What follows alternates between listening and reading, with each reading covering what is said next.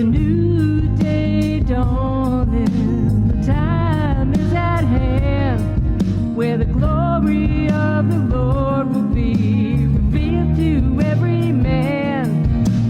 Open the door, open the door, open the door, and let the King of Glory in.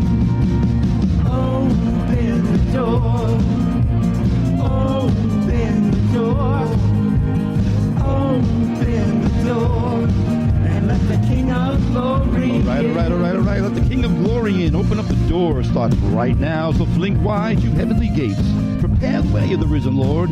The Apostle John was on the island of Patmos. He was in prison for the testimony of Jesus Christ. And he heard a sound behind him. And he said, behold, I looked. There was a door standing open in heaven. And I heard a voice which was like a trumpet speaking with me, saying, come up here, and I will show you the things which must take place. That's what we need, my friends. We need a heavenly perspective of the things that are going on in the world around us. The things that the Word of God foretold us would come to pass.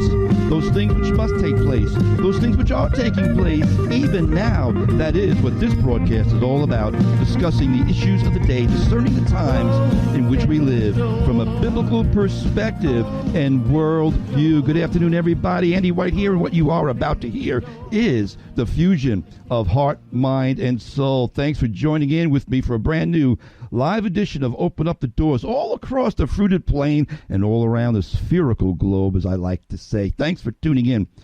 Hey, do me a favor. If you are listening, if you are tuning in, I am streaming live on my Open Up the Doors Facebook page over at facebook.com/faithfm 91.7. Join in the conversation over there. Tell us where you're watching from.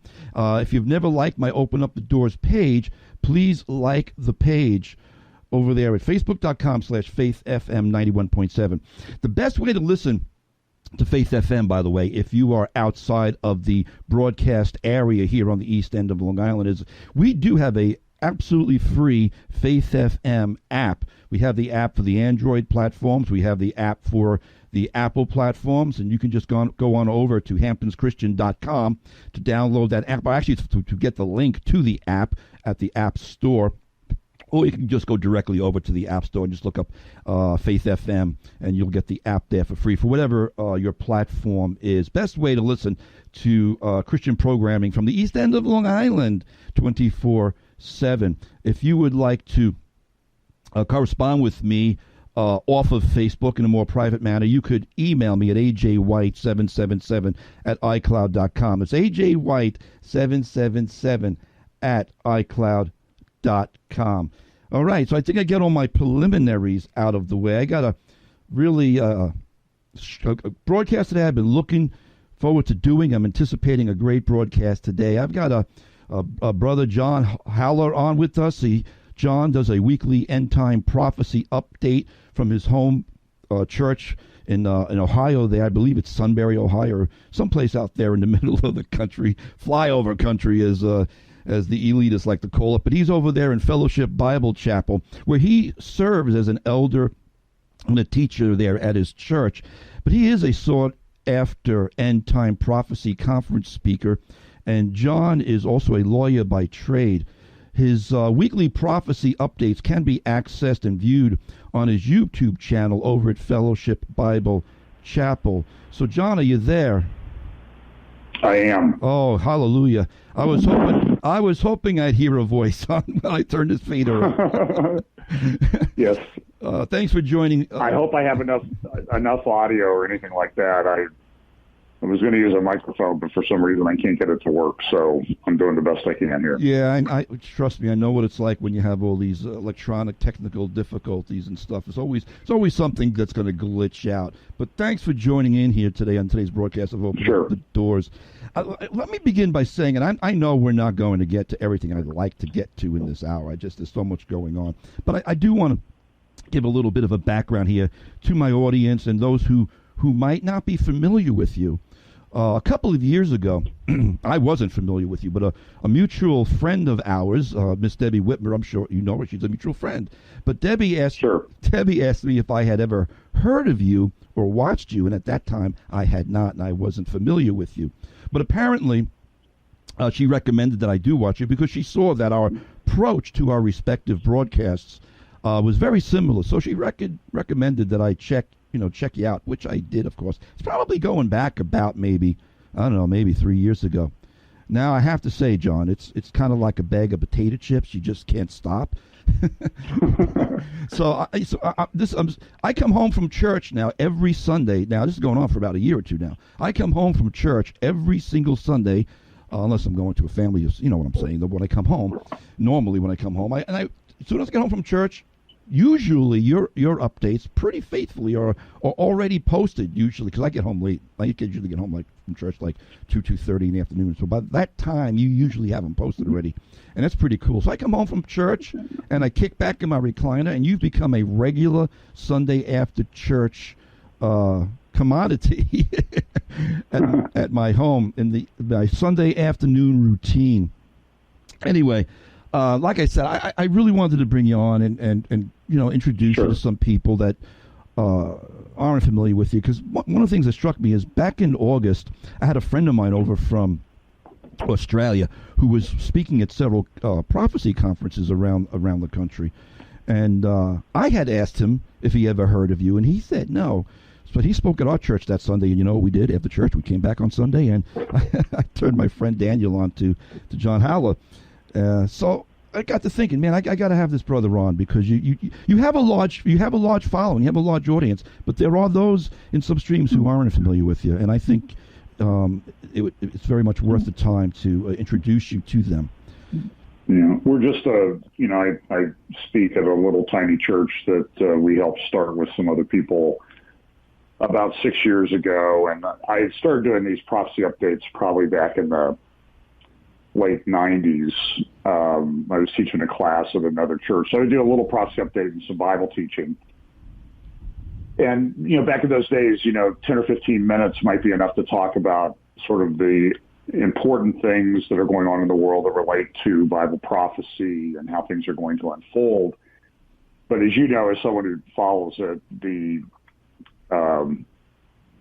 it's sort of now become a prisoner of the tyranny of the urgent, I guess is the way I would say it, is that, sometimes I threaten, some Sunday I'm not going to prepare, I'm not going to do anything, I'm just going to get up there and open up my iPhone and cruise through a couple of my news feeds and talk about what's going on that morning. Right. Because it does seem like things are happening very quickly. Yes. There is a tremendous thing. I was just watching a video that someone shared on a Facebook site, a group that I follow, the time of the signs, I think it's called, and it was from Wall Street Journal, and the Wall Street Journal saying, what is going on? There's chaos everywhere. I follow some intelligence and political sites and George Friedman and Geopolitical Futures, and he's writing it's like everything around the world is disrupted at the moment. There are, probably over a dozen countries in which there are major uprising protests, and then that doesn't even include all the conflicts between countries that are going on right now. So now, some Sundays I'll do, an hour and a half, but that doesn't even begin to scratch the surface, I guess is the best way to look at it. There's really a lot going on. Oh, I know. Trust me. I feel your pain. I got a 1 hour broadcast that I'm locked into, obviously, because it's an FM radio station, so I'm very time restricted, Sure. and I never get through all my material, and I sometimes just get so frustrated. So I definitely hear. In fact, honestly, I get very jealous sometimes when I watch you, because it's like you just got an hour with no interruptions, no top of the bottom of the hour radio breaks, which we do have to take, and all that stuff. And sometimes you can just go past you can go past the hour too. So sometimes I'm like, oh man, because I know. Well, I sort of tell people, look, if you got to get up and go, go get your kid from the children's ministry, rescue the people that are helping out with the children, and you can catch the rest online at home. And I do try to keep it, but being a lawyer and being a bit wordy at times, it's hard to get it in. I really would like to keep it to an hour, but it looks like a lot of days it's hour and 15 minutes, hour 23 minutes. And then some people say it's too long. In fact, some guy was saying on my, one of the YouTube comments this week was, though, just get to the point, you win bag. And the other people say, gee, it would be nice if you could go longer, John. But, I'm sort of constrained with the volunteers and things that we have at church to get things done and post it up on YouTube. Yeah, I hear you. I so much appreciate what you do. Like I said, in a large measure, I do the same thing. But there are some who accuse those of us who look at current events and what's going on in the world of engaging in, quote unquote, what they call newspaper exegesis. And of course, I take issue with that characterization. It's certainly, to me, a mischaracterization, because that's not what we're doing. Yeah. That's not what we're doing at all. But I do think it's... I think it's a way to dismiss something that might make you feel uncomfortable. But listen, you cannot look at what is going on in the world today and be that dismissive of it. I'm sorry, that's just a fact. There is a lot of things going on. I mean, obviously, we won't even begin to scratch the surface here today, but it's everywhere that you look, and this is indicative. When Jesus came the first time, there were prophecies related to his first coming. Mm-hmm. And we know there were the 400 silent years between the closing of the canon of the Old Testament and before Jesus came.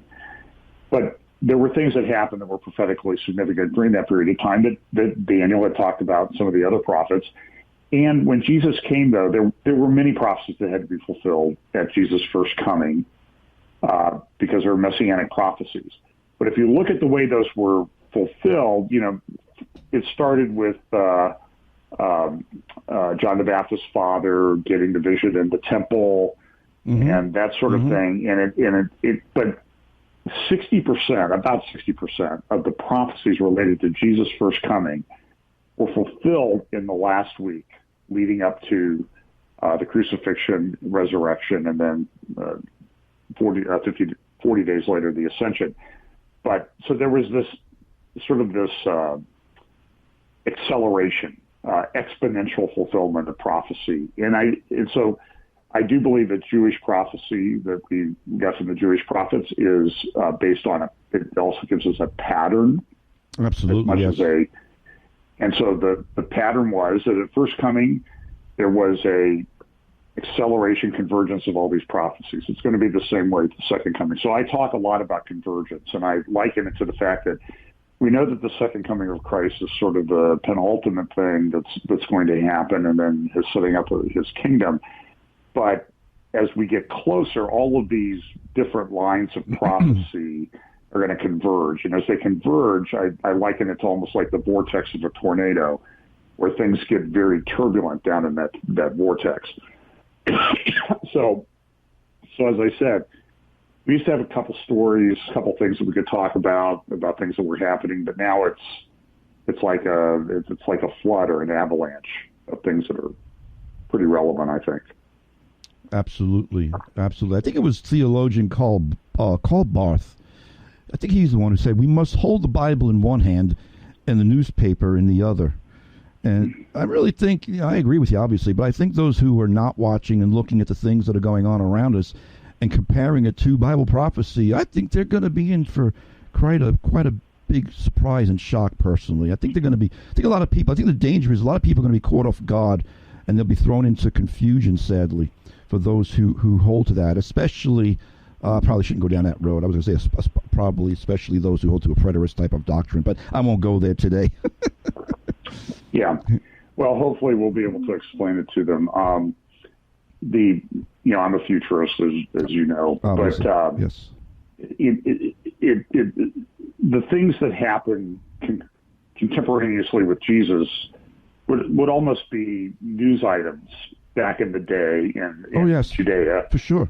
For example, they asked some questions about, John the Baptist was dealing with Herod, and Herod having an affair with someone he shouldn't be having an affair with. Mm-hmm. And remember, there was a story, they approached Jesus and said, well, the tower that fell. So, there were contemporary news type events that were happening back in those days that people wanted to ask Jesus about. So I think it's valid to look at it now.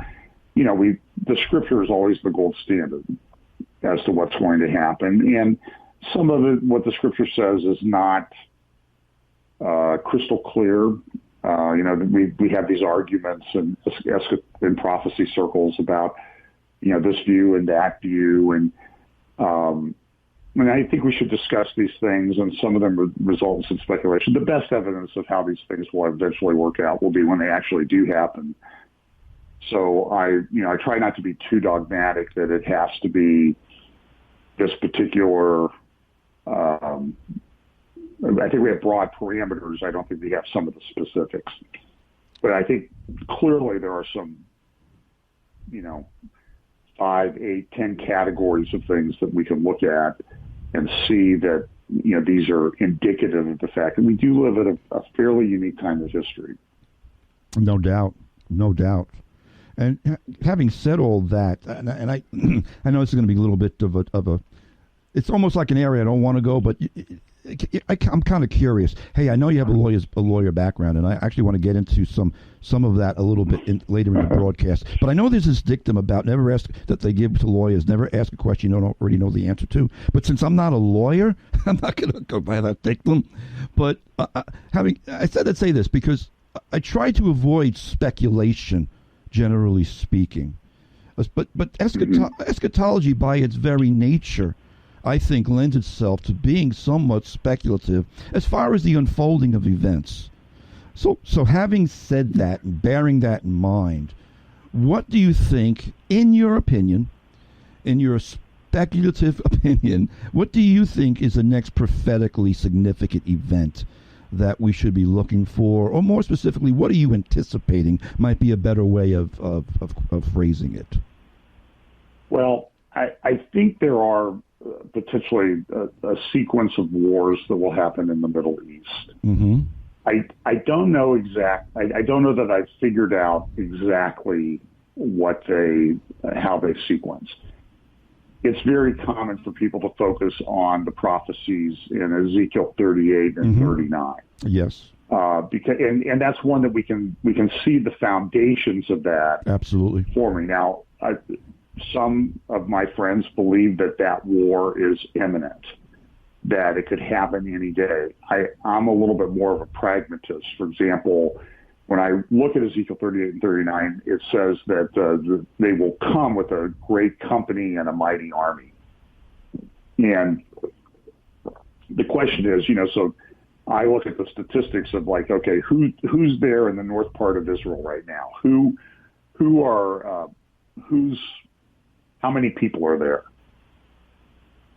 And I'm not sure that we have, I don't think there's a great company and a mighty army there. And then people also say, well, that war will destroy Islam and Islam will never be a factor again. And I disagree with that. Yeah, I don't buy into that. Even if, kind of silly, actually. Even if you have 1 million or 2 million people come and most of that is destroyed, you're still talking a religion that really, by the way, demographically, it's right on the verge of becoming 25% of the world's population is Muslim of one stripe or another.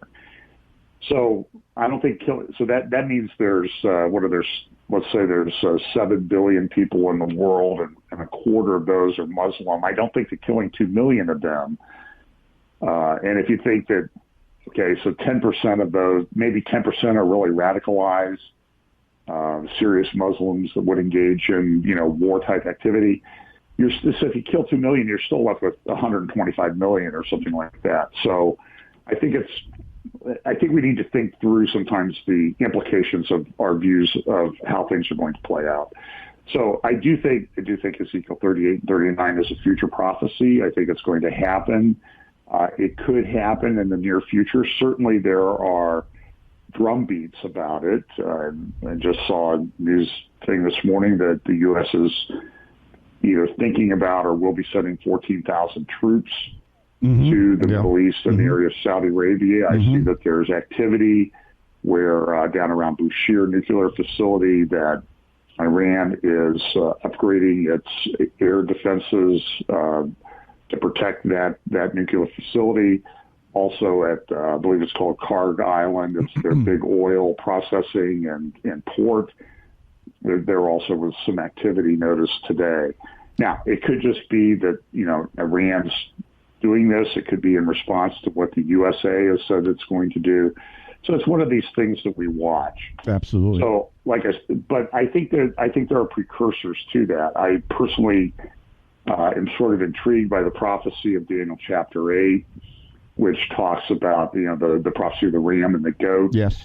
And I do think that I think it says in that passage that this is for the time of the end. Yeah, 3 times it says it. Yeah. I think it was prefigured. Mm-hmm. Somewhat with the takeover of the large chunk of the Middle East all the way over to this river by Alexander the Great. Mm-hmm. But, a lot of these prophecies have multiple fulfillments. Absolutely. So they have sort of and it's true, the prophets, they prophesied for their own time. Mm-hmm. They prophesied usually for the first coming of Jesus. They also prophesied for the second coming of Jesus. So what you get is a more precise fulfillment as you get closer. And I think we'll have more understanding as we get closer. I think this is talked about in Daniel chapter 12. Yes, it is. Daniel chapter 11. Yep. That at the time of the end, there will be the wise will understand and instruct many. Mm-hmm. And so I think I liken it to the eye chart. I go get my eyes examined, and if I'm sitting in the back of the room, I'm nearsighted. It's just a blur on the wall. But if I walk up to the chart, I can read it perfectly, because as the closer I get, the clearer it becomes. And I think that's very similar to how these prophecies will work out. So I think we need to be studying. I think we need to be thinking about how they're going to work out and that sort of thing. And I really would prefer to be one of the wise that would instruct the many. Absolutely. If I'm here, if the Lord lets me live that long to see all of this unfold. That's one of the pivotal passages for me, is the one you're citing there, for sure, because it's explicit. At the time of the end, there will be those who have understanding, and Daniel's prophecies were sealed until the time of the end. So now we see this unsealing. We see this unsealing happening in these end times. I absolutely firmly believe that. I tend to agree with you. I think in a lot of ways, because I have been watching you, like I said, for a couple of years now, and actually, even over those last 3 years I've been watching, I've seen personally a little bit of a progression in your thinking from even 3 years ago that maybe you're not even aware of, but I've seen it personally, because I personally believe that the Antichrist is an Islamic Antichrist. I happen to personally believe that the Gog-Magog war is not imminent, but the chess pieces are being set up on the chessboard. But I happen to believe, and there's a good argument to be made for it, because it's really what the early church fathers believed, that the Gog-Magog war is actually the battle of Armageddon. So I would lean towards more of the Daniel 8 as far as an imminent thing happening, which we can see happening right now as Iran is moving in, trying to fulfill their vision of a Shia crescent. What was that noise? Hope you're still there. Hello? Yeah, I'm still here. Oh, I just heard something. Yeah, I know, I did too. So I'm not sure what. All right, but yeah, I'm basically agreeing with you there that I think it's probably something that's more imminent would be to keep our eye on what's happening between Turkey, Iran, Yavin, that ram, that goat war that we do see in Daniel 8, as you've said. Yeah, I do think that's, and I think it's one that's it's been overlooked. I don't think that some of the interpretation, as I've studied it more, because I used to say, oh yeah, the Alexander the Great died and everything divided into four neat parts. Then two became prominent. The Seleucid and the Ptolemaic parts of that empire. But it really wasn't that clean of it's not. It's not. Progression. No, it wasn't. And so, and I'm not, for example, locked in on an Islamic Antichrist. I sort of in my mind, I sort of have like little baskets of probabilities. So, I'm aware of the European Antichrist view, and I don't totally reject that, but I think we have to be honest and look at it that, Europe is going through a tremendous amount of turmoil right now. I mean, we saw a little bit of that on our TV screens over the last few days with the NATO meeting. And, and then I talk a lot about, as you know, I talk a lot about demographics because the demographics of the world are changing in a way that they've never changed before in human history. The things we're seeing, the rapidly aging populations, Mm-hmm. and you don't send old people to war, you send young people to war. So right now, in fact, I just saw there was a very good segment. It's called Jerusalem Studio. I would recommend you go look at it on Israel Channel 7. It's on YouTube. And there was a discussion there about is there an imminent Iran-Israel war? And they were talking about things, and one of the guys made a point that I think I made, is that Iran is the most rapidly aging population on planet Earth right now. People are losing hope. So the mullahs have power, but they won't have the people to do what they want to do for very long. And they're trying to get people, they're saying you got to have 5 children per family and that sort of thing. But people aren't doing it because of the economic issues and that sort of thing. So to me, that sort of creates sort of a window, a narrow window in which some of these things can happen.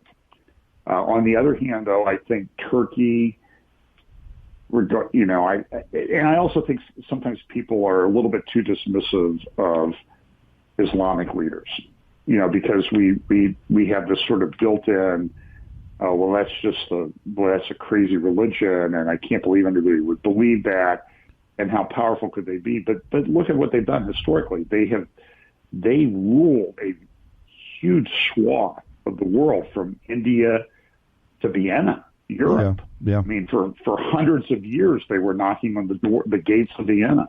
Yeah, they controlled the Iberian. They controlled the Iberian Peninsula, Spain, modern day Spain and Portugal. They made it. If they hadn't had the battle with Charles Martel and whatever it was at Tours in 722 A.D., they would have been in Paris. So, and now they're kind of coming in through the back door.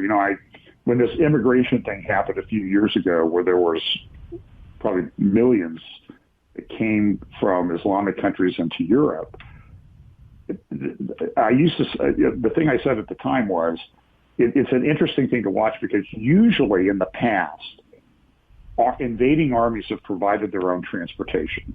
Now we're actually transporting the invading army to the front line. And it's collapsing Europe. We were in London a year ago. I was speaking at a conference in England, and of the 50 channels on our cable at the hotel, 9 or 10 of them were Arabic language in the heart of London. So the world has changed. Oh yeah. And so if things go on, I don't know exactly what will happen with regard to the demographics of Europe, but it's certainly not an encouraging scenario. So let's say the Lord tarries for 50 years. Europe will be much different. The world will be much different. China will be very much hundreds different. of millions. That's really of people putting it out fewer. there. 50 years is really going far out. I think it's going to be like that in 5 years. Well, I personally don't think it'll be that long. I know. So but give yourself some wiggle room. Well, when the people talk about the demographics of the future, they say 2050 or 2100. Right. I think things are changing more quickly than even the people who look at what's going to happen demographically will happen. I think it's happening much more quickly than even they think it is. But the point is that, and so when I talk about that, it doesn't mean. And one time I said 2100. Somebody said, "Oh, you don't think the Lord's coming back for 80 years?" And I'm like, well, one, I don't know for sure. I don't think so. I don't think it'll be that long. But I'm just looking at what the progression of the world is. And the world, it's changing very, very rapidly, even as we sit here. I mean, look at the demographic, cultural change in the United States in the last 10 years. And tell me that something is not happening. Well, that leads me to ask where this was. That was a perfect segue, because I only have a minute or two left before I go to a break. But where do you see America heading in all of this? Where do you see America in the eschatological schema of things? That's always a common question. I have my views, but I want to hear yours. I'm not sure. I do think we are in a serious decline, and it's a spiritual and cultural one that's getting us. And so I know we can talk more about it after the break, but I'm just not sure how.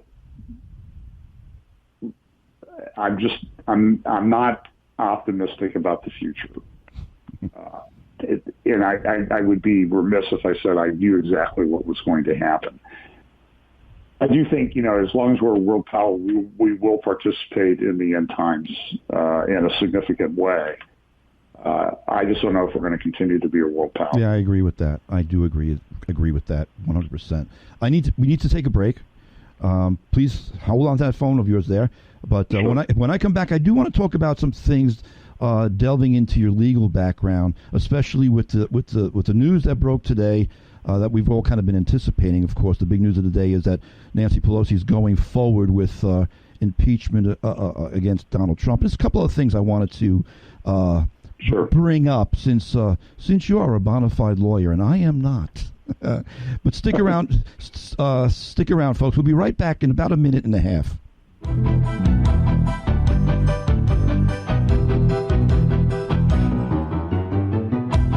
The fusion of heart, mind, and soul. This is Open Up the Doors with Andy White here on Faith FM, WEGB 90.7, 93.3 in Nepean, WEGQ 91.7 in Quad.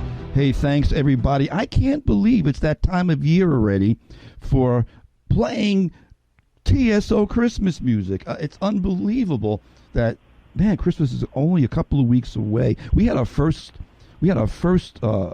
snowstorm here on the east end of Long Island just the other day, and man, it's just hard to believe that we are here almost into 2020 once again. But hey, folks, thanks for joining in once again. For those of you who are just joining in, I am streaming live on my Open Up the Doors Facebook page over at facebook.com/faithfm91.7 if you'd like to join in over there. I am seeing some comments, and I don't know what the problem is, but I've got the radio broadcast plugged straight in off the mixing board here into my iPhone, which is transmitting the Faith FM broadcast, and everyone can hear the music, everyone can hear me, but I'm hearing they're not hearing John Hollow, who is our guest, and I don't know why that is. It's always some kind of a technical glitch. If you have the Faith FM app, you will be able to hear the entire broadcast off the app if you are outside of the FM broadcast area. But I do have Brother John Hollow with us, and it's just really great to have you on here, John. You there? Sure. Yeah, I am. I'll try to be a little closer to my phone. I don't want to blow your sound guy's headphones out. Well, that's me. I'm the sound guy. I'm the producer, the sound guy, and the radio host. Yeah, it sounds fine to me. So I know this happens sometimes. Yeah. Like I said, people on Facebook saying they're not hearing you on Facebook Live. I don't know why that is, because everything is hooked up correctly. It's always something. Maybe I'm getting throttled. I don't know. It could be the NSA. I won't go down that. That's right. Yeah, you mentioned that earlier when we were chatting and messaging. Yeah. But so you want to know what's going on with the impeachment? Yeah, I mean, obviously you got that lawyer background, and I think it's an abomination personally. I think it's.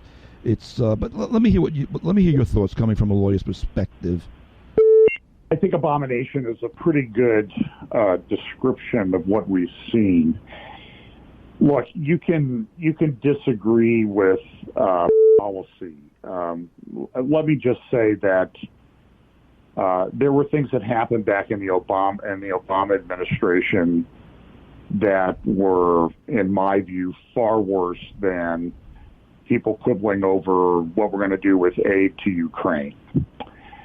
Or asking for Ukraine to do an investigation of an American. The whole thing seems to be, well, what it's showing is that we live in two different worlds. We live in alternative universes that don't seem to meet each other very often.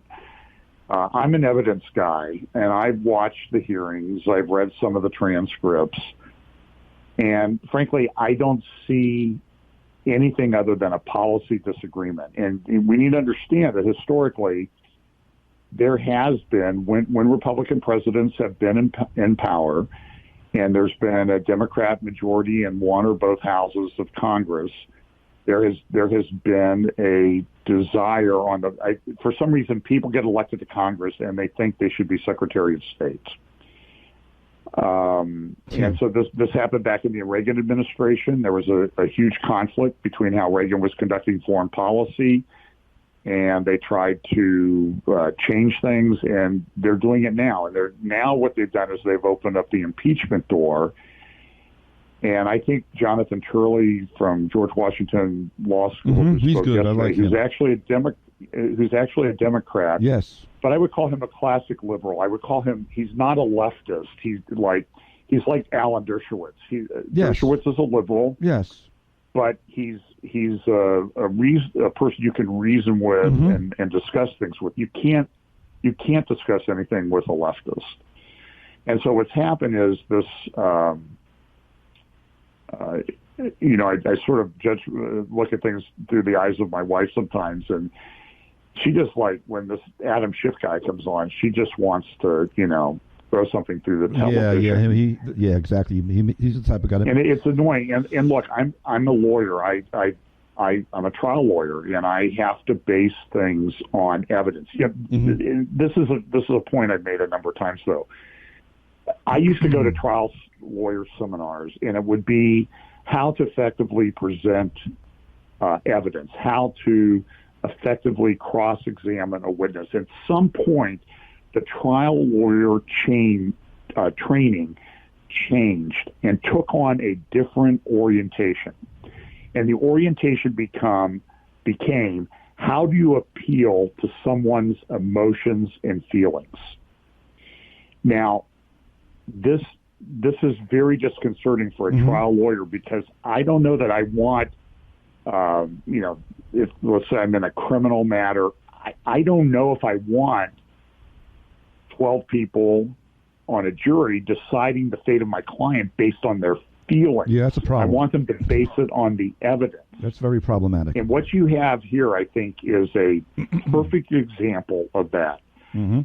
The Republicans are largely based on evidence, and they're saying, well, you brought this witness in.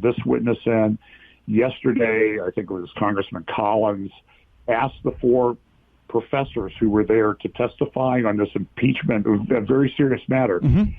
Okay, do you have personal knowledge of any of the facts that are related to this inquiry? And nobody raised their hand. I saw that. Nobody knew. Yep. And so it's all emotion, it's all feeling, it's all their hatred for Donald Trump, number one. At least in my view, drama. Look, the president is very good at. He's a very polarizing figure, but I don't know that he is ultimately, I don't think he's the cause necessarily, as much as proof of the division in American society and culture. We are, and I know when President Trump, there was a lot of belief that, this is a reprieve, everything's going to get better. And to be honest with you, the economy seems to be doing pretty good, but, I think there's some problems underneath the surface that are pretty serious. Absolutely. We're spending money at rates, going into debt even further at a rate we've never seen in our history. And so I also look at the cultural decline, and I'm like, what reprieve, really? I mean, we see attacks on free speech. We see attacks on the free exercise of religion. I could spend every Sunday talking about what's happening to people around the world. We know about Masterpiece Cake Shop out in Lakewood, Colorado, but I just was reading, and this was reported in the Times of London, which is a mainstream newspaper, big newspaper in the UK, and it was talking about a pastor. The pastor had a side job as, I believe, a custodian at a local school. He told his congregation You cannot take your children to these gay pride events that happen because of the conduct that happened, the lewd, lascivious, naked things that happen at these events. Yes. And we have one here in our city. They have in Columbus, Ohio, which probably in the metropolitan area, we're probably around 2 million people. They have 500,000 people show up at this thing. Wow. And this is in middle America and flyover country. And I see the videos of the parade, the parts that they can show on TV, but they're children, they're little kids there. Oh yeah. And so this pastor in England tells this.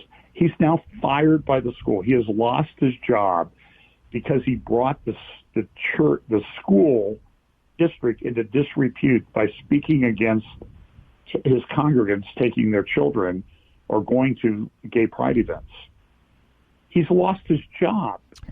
They got an undertaker a mortician and another person to go to the man's house and ask his wife, how do you want us to take care of his body? Implying that they had killed him. Yeah. I mean, the level of evil that we're seeing, and particularly around this issue, is shocking. And so it's happening here in the United States too. And I can tell you, I know people that are self-censoring in their jobs, in their professions, because of the politically correct view that's happening. And well, it's an absolute cultural fascism, spearheaded by the homosexual LGBTQ lobby these days. It's where it's gone. I believe it's the same spirit that manifested itself in the book of Genesis when they surrounded Lot's home, and it's the same spirit. We're going to have our way. That's correct. And that's where it's at. I heard someone saying, I don't remember who it was, but someone said recently that we're witnessing is a cultural holocaust. I can't say I disagree with this. The fact that I don't know her orientation. Her name is Madeline Kearns. She writes for National Review magazine. She has a new article out. I've heard of her. Yeah, just came out yesterday, I believe. A tyrannical minority and silent majority. Yes. And in fact, the new National Review magazine, which is, I wouldn't call it, certainly not a pro-Trump magazine or anything like that. No. It's probably, it's probably a bastion of never-Trumpers on the editorial board there, although they have people who support the president. Right. But that's the cover of the new issue, is about the case with the young child down in Texas that was going through. The mother wants to raise the son as a girl. Right. And they just had a big court case. And so she delves in, and so Madeline Kearns does the cover article, but she also has some other articles. And what you find when you dig into this article, and I will talk about this on Sunday, is that the largest law firm in the world is a law firm called Dentons, based out of the UK. But there's actually a PDF that you could download. It's about 65 pages, and it's a roadmap for LGBTQ activists to get this stuff enacted in school districts and how they're supposed to do it. And the thing that they come back to is that, listen, we've got everybody on board with marriage equality. This is the Obergefell decision that came down June 28th, 2015, from the U.S. Supreme Court. And the questions that were asked in that decision and in oral arguments by Justice Alito and Justice Scalia was what are the implications of this? How is this going to play out? Is this going to cause problems for religious people? That was not even 4.5 years ago. And that decision, as a lot of us said it would be, and I know you knew that this was going to happen, that decision is being used to push this LGBTQ transgender sex education stuff on kids in schools. I was just watching this morning from it was October 2015 meetings of the Fairfax County School District in suburban Washington, D.C., where they shoved this stuff through with no hearing, no considerations. As a board member said, it took us 10 years to study whether we would have later start times for high school students. This transgender stuff comes up, and it has to be enacted in 3 weeks. And people are going, what is going on? And look, Jesus said it would be like it was in the days of Lot. So would it be at the time coming up to the coming of the Son of Man? And so I personally think, I talk about it almost every week, because I think this is one of the biggest harbingers of the times that we live in. So again, it's not based on science or facts or anything like that. It's based on feelings. And if you look through this Denton's roadmap to get this stuff pushed through school districts and other non-government organizations, NGOs, it is, you've got to appeal to emotions. This is from the largest law firm in the world. So this is exactly what I'm saying. This is what's happened to the practice of law. It's permeating every fiber of our society and culture, and it's very troubling. Well, I gave a talk, Andrew, in 2001, about 6 weeks before 9/11, at a church conference in Anaheim, California, and I talked about the effects of postmodernism and the diminishment of concern for truth and an elevation of feelings and emotions over facts and truth.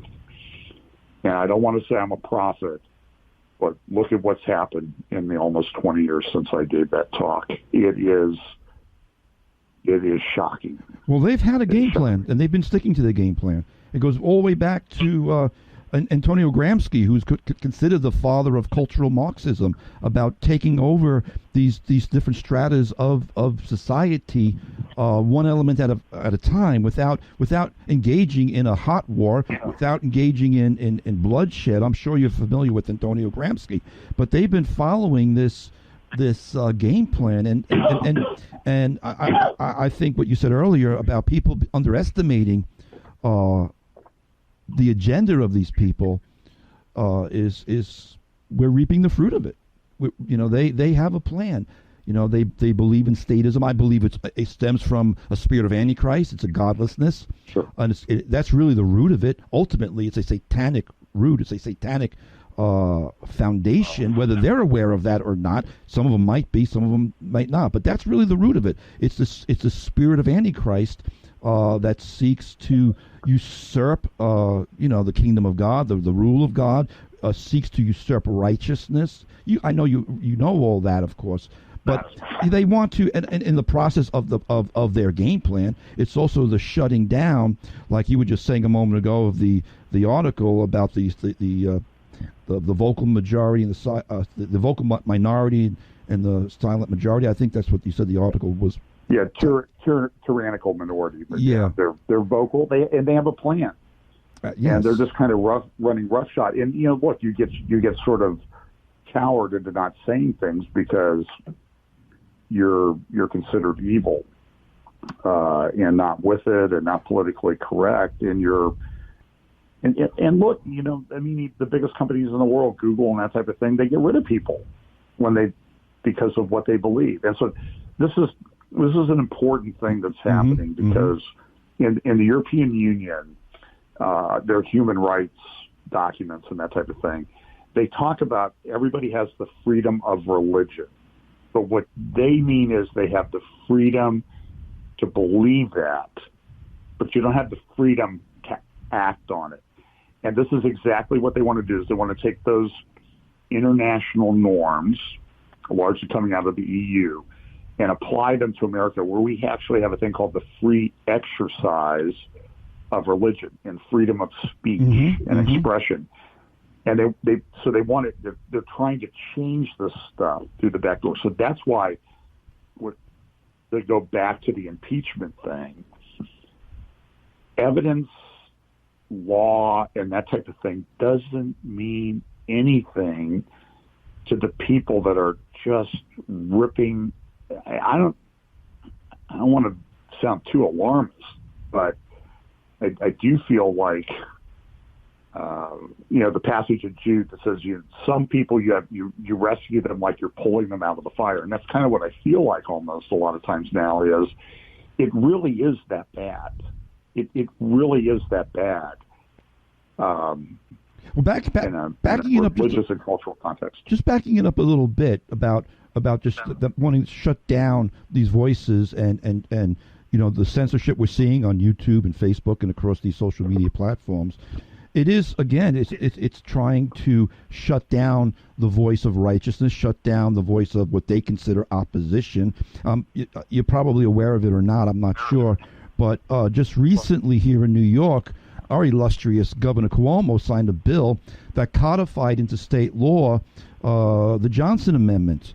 Yeah, I saw that. Yeah, and he's trying to, he famously said a few years ago that, these extreme pro-lifers and these conservatives and these Second Amendment people, hello, that's me, they're not welcome here in New York. That's not what New Yorkers are all about. I'm sorry, Mr. Cuomo, I grew up here. Yeah, there's a lot of us here, whether you want us to be here or not.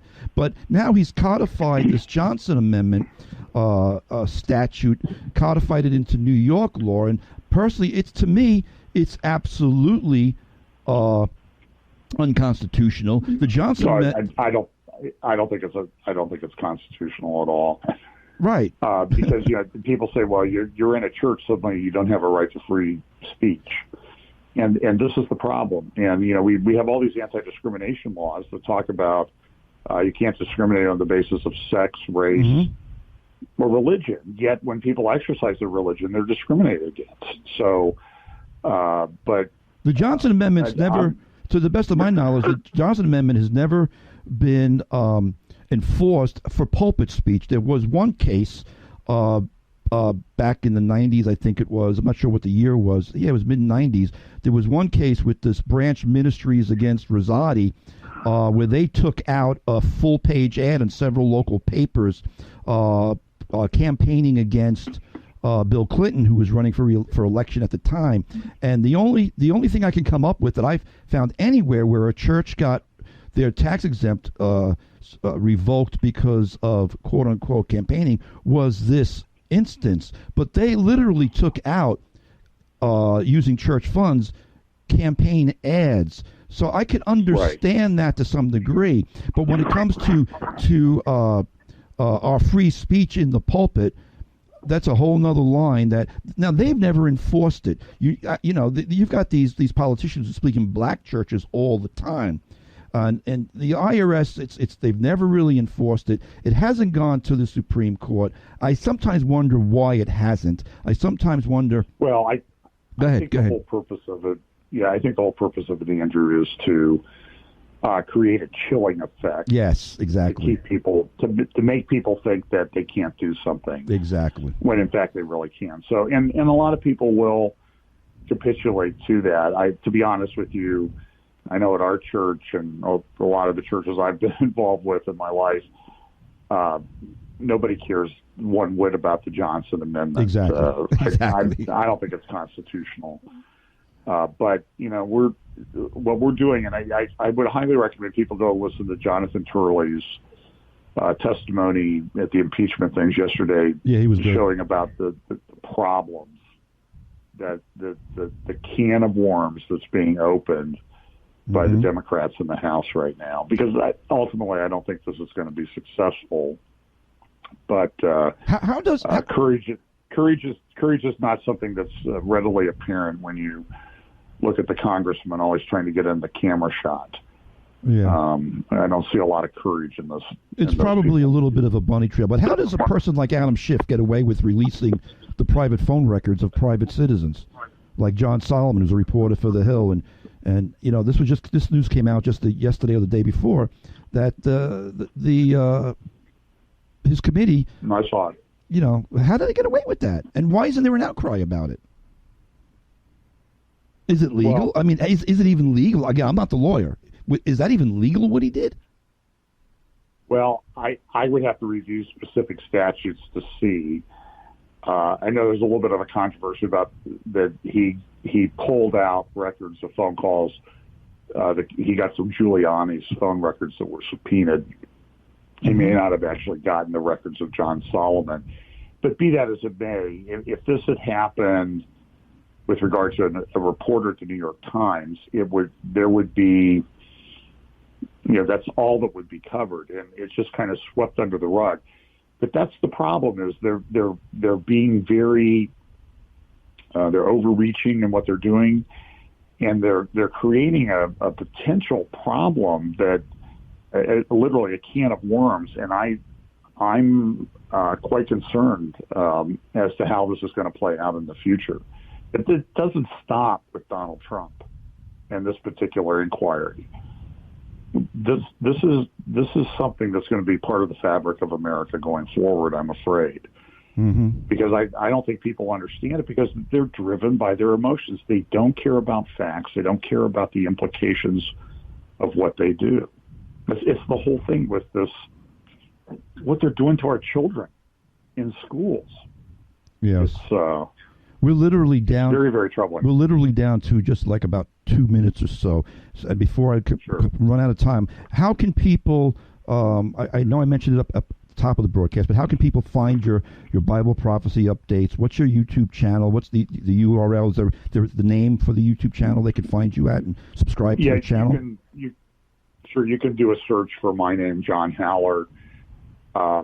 You need to be sure, though, that your YouTube is not in restricted mode, because almost everything I put up now is immediately put into restricted mode by the little fascist at YouTube. Mm-hmm. And also fbchapel.com, we do live stream our services and my update on Facebook Live.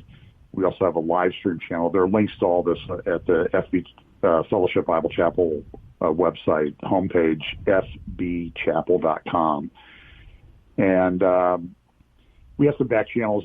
There's Rapture Ready Radio. Someone posts the audio of my updates on Blog Talk Radio at Rapture Ready Radio. We have a couple other places where we put up our videos in the event that YouTube takes our channel down. We have some alternatives, but we don't publicize those right at the moment. Mm-hmm. I'm always interested to hear what you're covering. For sure. Yeah, like I said, I'm always interested to hear what you're covering, and I'm often curious sometimes how our broadcasts have overlapped in one way or another. Since mine is done on Thursday, I often wonder when I go to Sunday if you're going to touch on some of the stuff I touched on Thursday, or if and I'll be honest with you, believe me, I've gleaned a lot of stuff from you on Sunday, because I so much appreciate the in-depth research that you do in newspapers that I was never even familiar with, and resources that have become a treasure trove. I mean, it really is your broadcast, your YouTube thing it's such a I read a lot of great. It's such a great resource. I want to encourage everybody, all my listeners, to go over to John Haller's YouTube channel, subscribe to the channel. We are out of time, John. I hope you have a blessed Christmas, a Merry Christmas, a Happy New Year. Thanks for joining in. Thanks for calling in. I appreciate it so much. God bless you, man. God bless. Let's do it again sometime. Amen. All right, folks, we got to run now. Tune in again next week, 3 o'clock.